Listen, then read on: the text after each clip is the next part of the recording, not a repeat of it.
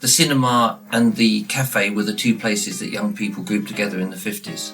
And race from one café to another is where the concept of café racer came. The origin of café races grew up around London and the southeast of England.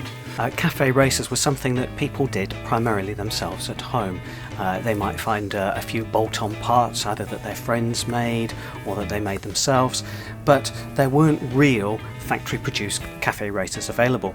In the early to mid-1950s, you had something called ton-up boys. Ton is 100 miles an hour. The origins of the Royal Enfield Continental GT 250, not only was it the best handling, but it was the fastest and lightest, and I think best looking available in the UK. I could see the potential of having a pseudo racer, if you like to call it, something that looked as though it was a quick little model.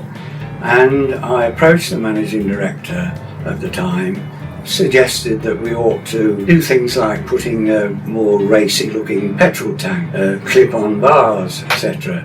And he said, right, build one up.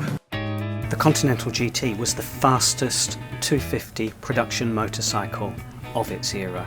Nothing else could touch it. So not only was it fantastic looking, but it really went well for a 250 overhead valve pushrod single.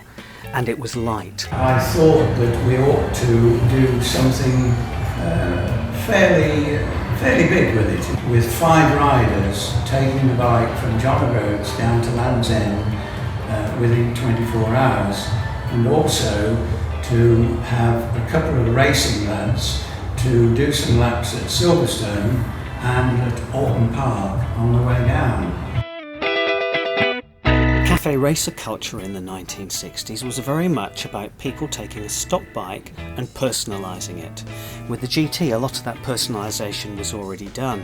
However, that didn't stop young people buying standard Royal Enfield Crusaders, the budget go-to-work bike, and making them into their own version of the GT.